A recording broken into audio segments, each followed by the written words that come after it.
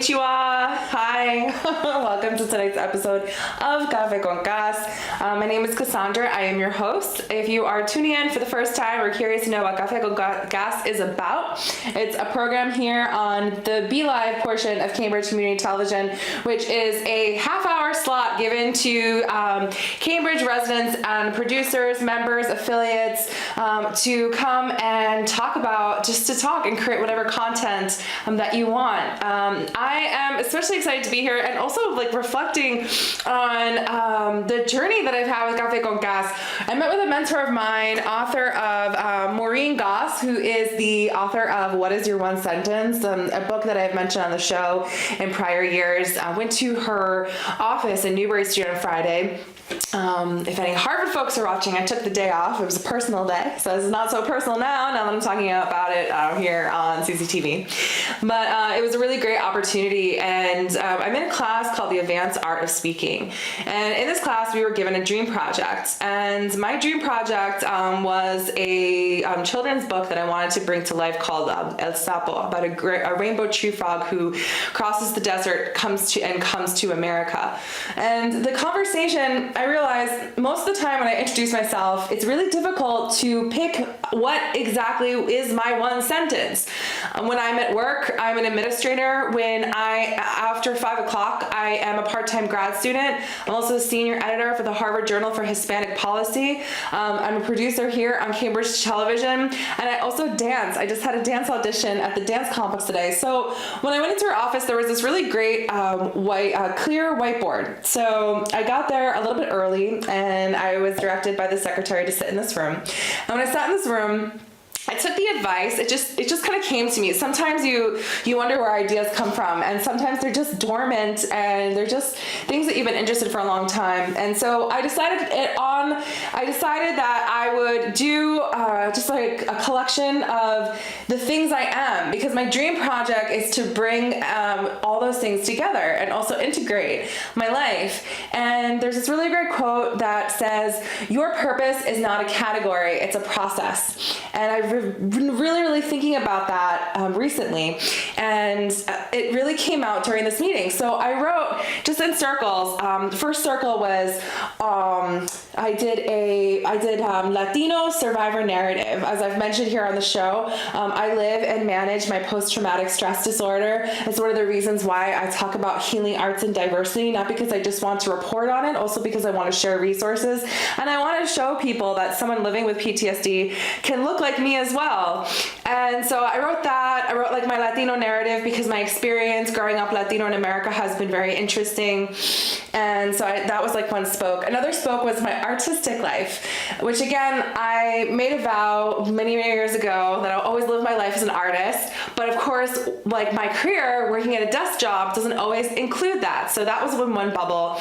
Another bubble was artist, movement, Caribbean movement. It's a part of my culture, but I also feel like movement is a really great way to combat anxiety and also improve your self-esteem and kind of arrive in your body. Because a lot of the work that I've done in therapy and a lot of the recovery and healing, and even if you just think of what a psychiatric ward looks like, for example, it's a closed unit. You can't go outside. You can't have certain personal items around you, and you are being asked by a doctor what you're feeling inside. So it's very cerebral. It's very in your head. So movement is not only a part of culture, but it's the way that I de-stress, and it's the way that I kind of own my experience and my body, and it could be whatever movement you want.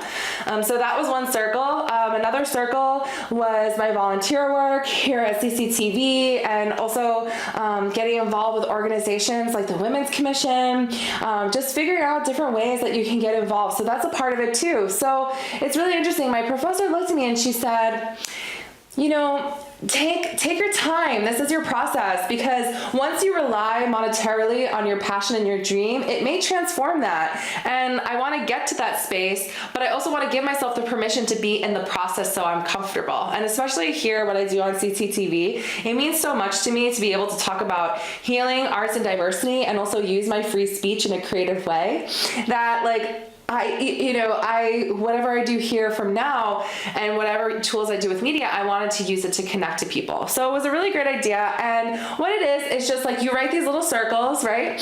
And then you decide in the middle what's your focus. So for me, I was talking about my career. So I had my career, and then I had all these spokes around me. So what I wanted to do was to create, to just have it all on the board. So she came in and she looked at the board and she's like, wow, this is really incredible.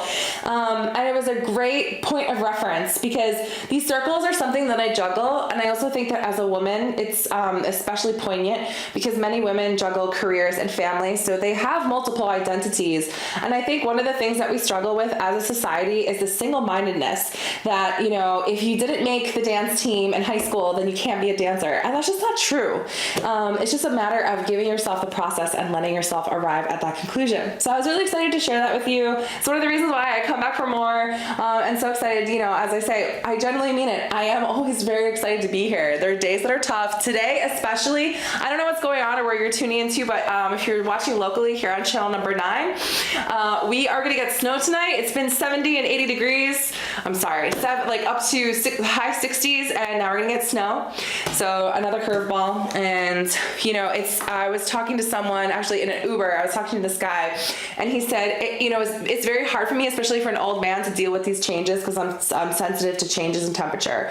I'm also sensitive in changes, and today it was a little bit hard. And I've just reminded myself of certain breathing exercises, also calling up a friend, and making sure that I'm checking in with the people that I love. So speaking of check-ins, we're gonna do what I love doing, and that's gonna be an emotional check-in. So let me cut to the computer.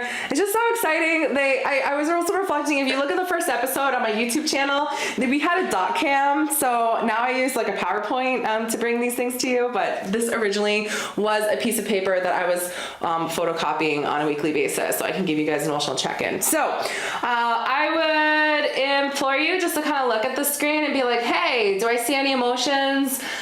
For me, oh my gosh, I'm feeling pretty ecstatic, mostly because I danced a lot this weekend and that felt really good.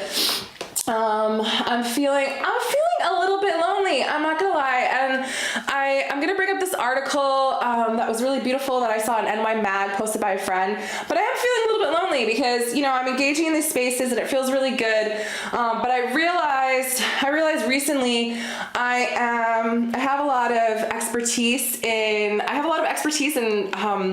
dealing with difficult situations because I had to, but when there's like success, it can sometimes feel lonely. It's really interesting. I think mostly it's because my education, I'm in my master's program, my education has been very American, and my cultural roots are very mixed. So it's been an interesting experience. So those are kind of feelings. And I'm also happy. I'm surprised. I've been a little bit surprised recently. Life has been giving me some really good surprises, which is really awesome. And that's a little bit of what's going on with tonight's emotional check-in. I wanted to bring up, hold on one second.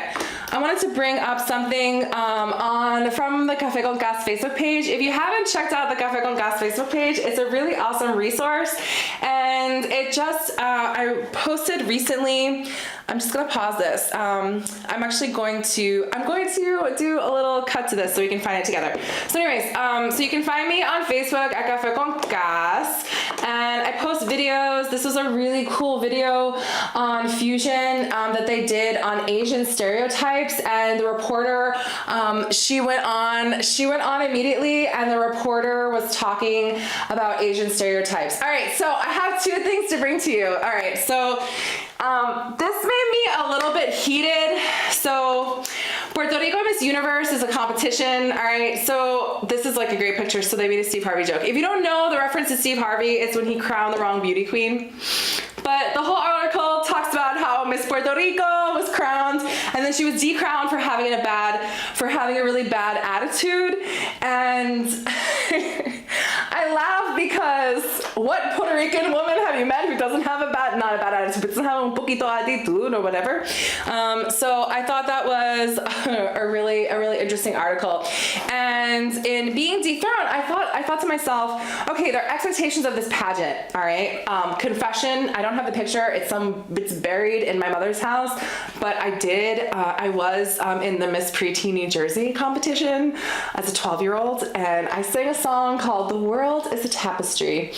And I got a trophy, and that was really great. But I also know that, Miss Universe is a Trump-run organization, and I don't want this to be an episode mentioning the orange clown, but it's really important to say, she was dethroned, and that was a really big deal. It was a really big deal, not just because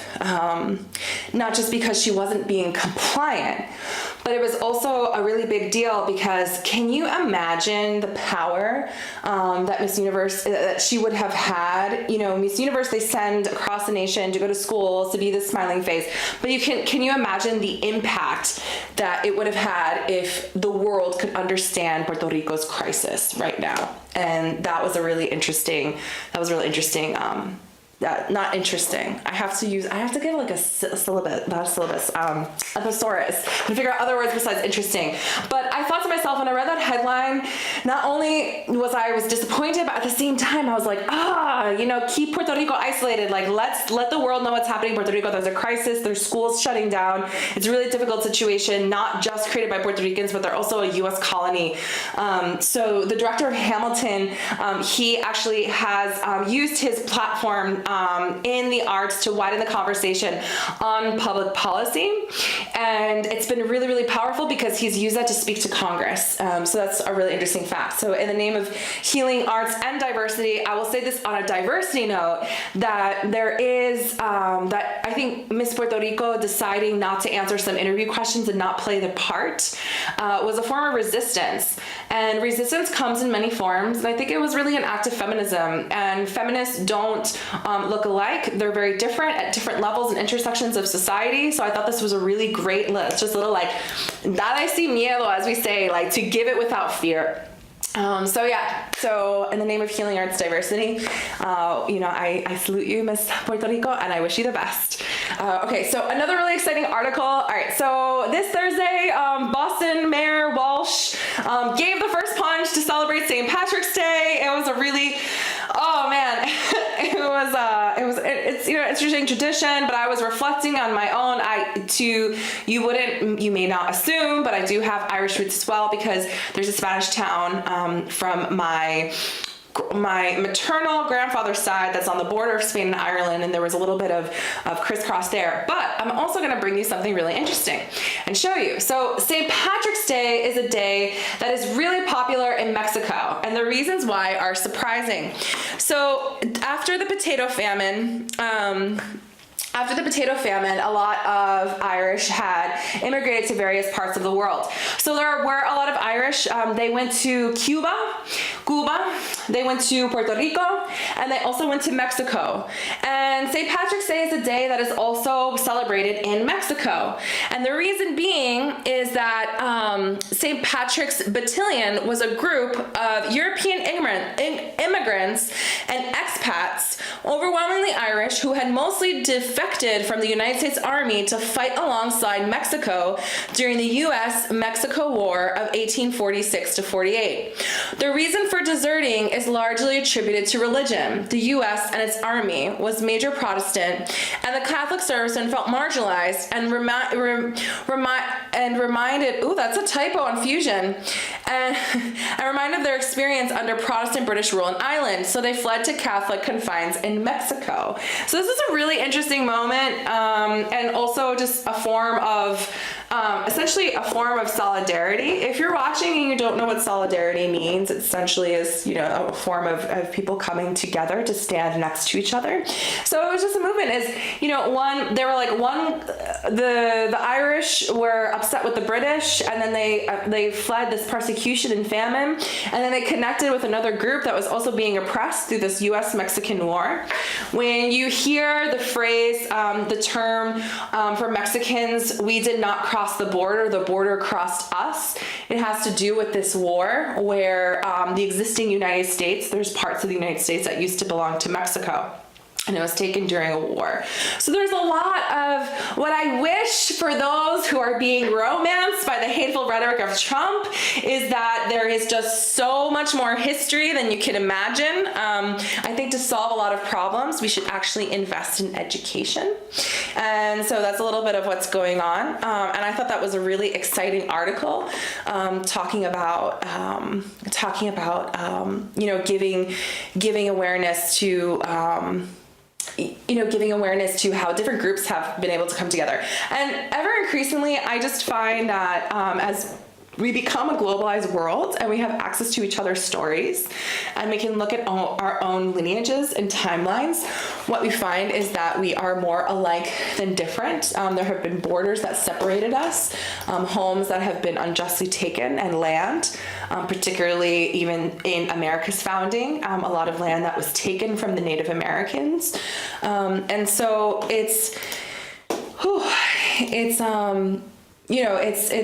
just a constant opportunity to educate ourselves and never assume that we necessarily know the entire story, and that that history sometimes is created by a chosen few. There's a really interesting statistic, and I learned this in preparation for this conference that I'll be attending at the Harvard Kennedy School called America Adelante, and it's a conference that focuses on public policy, but what's really interesting about their programming is that they also created a media component, and the media component was to take back the Latino narrative. And in taking back the Latino narrative, there are a lot of media experts who talk about storytelling and how a lot of the news that is given around Latinos and around immigration is actually not coming from Latinos, which I also thought was really interesting. We hear the statistics. I am one of 54 million Latinos. One of the reasons why Latinos are rising so much in America, this 54 million is projected to become 2 out of 3 children in 2060 are going to be Latino. It is because of the U.S. born Latinos. So again, using that word in solidarity, I stand with people who are immigrating, but also as a migrant who came here, and as a first generation American whose parents came here, and I was the first to be born here and not in Puerto Rico in my family. I'm also wondering why in this election, and even the candidate that I like most, I'm like, why is the candidate in this election not talking about U.S. Latinos, the poverty, the racism?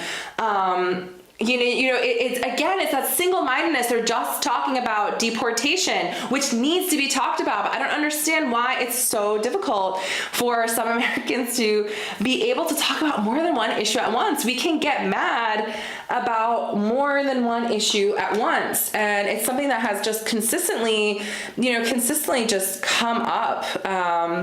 And it's really difficult to address. I'm gonna pause this, sorry. It's really difficult to address. So again, I'm going to pause this, sorry, a little audio clip, in case you didn't notice. I do all the transitions from this part of the desk while I'm also talking to you live, and then while I also have some people looking at me outside the window in the street cam. So there's always something crazy going on. So again, just talking about this whole single-mindedness, and again, that's also one of the reasons why I use the emotional check-in to begin the show, is that we can have more than one feeling at once. When I started doing this emotional check-in publicly, I just remember there was one day I was like, I'm kind of feeling upset, and then in my mind, I still had this voice of like, oh, well, if you're upset, then you can't be happy. And I'm like, no, wait, you can have more than one feeling at once. In Buddhism, that's called the duality of life. You remember that yin yang? Any 90s babies watching? Remember our obsession with peace signs, happy faces, and yin yangs? The yin yang is a similar concept, presenting that duality of life, that even within the good, there is some bad, and even within the bad, there is some good, and you have them side by side, and así es la vida. So anyways, come just check me out on Facebook. Feel free to send me a message. There's also a call-in feature. I haven't done a call-in feature in a while, but I would love to hear from you, understand what's going on in your world, what you would like to hear more about. So again, just going into that, to be able to think about more than one thing at once, I was thinking to myself, actually, you know what? I'm going to give this credit to Tony. My 12-year-old brothers told me this. I post the episodes afterwards on YouTube. Just so people can access it. It's a really great tool. And he said to me, he calls me Sasa. He goes, Sasa. He's like, YouTube. And he actually kind of talks like this. His voice is getting lower and he's going through puberty and stuff. And he was like, Sasa, you're on, but he doesn't have like an accent like that. So he's like, Sasa, you're on YouTube and you gotta teach people stuff. People go to YouTube to teach people stuff. So I've been trying to just integrate a couple of different things. Maybe even just bring you guys some beauty tips. Like the God Talk guys who were on the half hour before me said that I looked really beautiful even though I didn't have a lot of makeup, and I kind of chuckled. I was like, I just have a little bit and I'm shining, and so I'm gonna bring you this clip in the name of Healing Arts and Diversity. And this is kind of creative healing, which I really liked. It's a video on 8 fruit-infused waters. I tried it. I put some lemon in my water. I feel so much pressure to eat all these things and just to be healthy, but then sometimes you just have to listen to your body and give it what it needs and wants. So this is a really cool little clip. It's from a fellow YouTuber, and it's on 8 infused water. So I'm gonna give you something a little bit different, get a little Martha Stewart on you, and show you this really cool trick. You do it in a mason jar, and they're detoxifying waters. So lemon has a lot of detoxifying elements, and so do some of the other things that she uses in this video.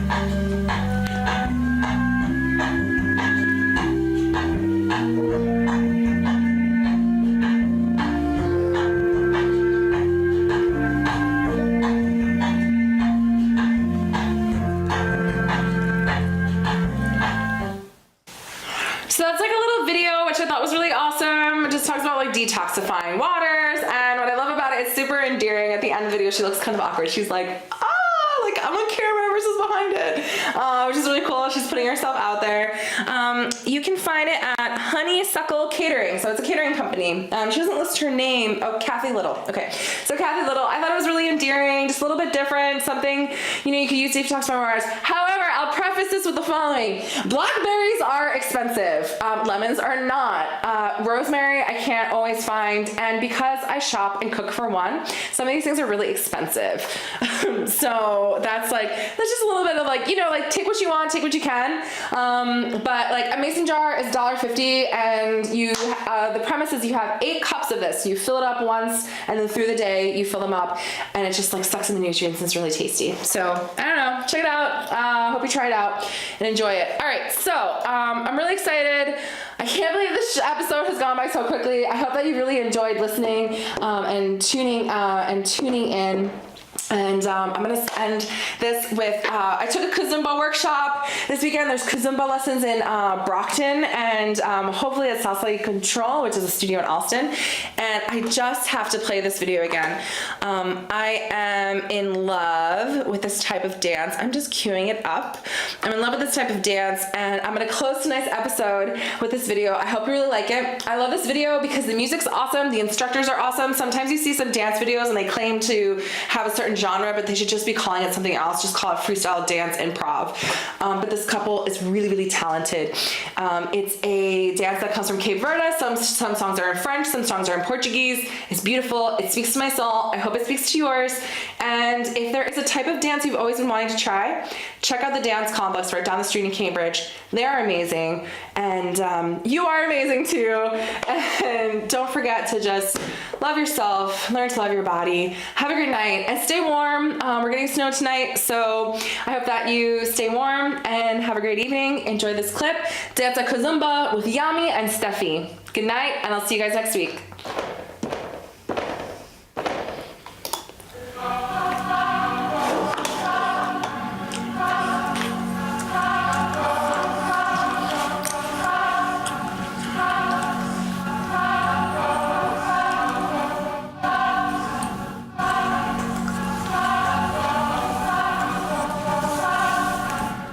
and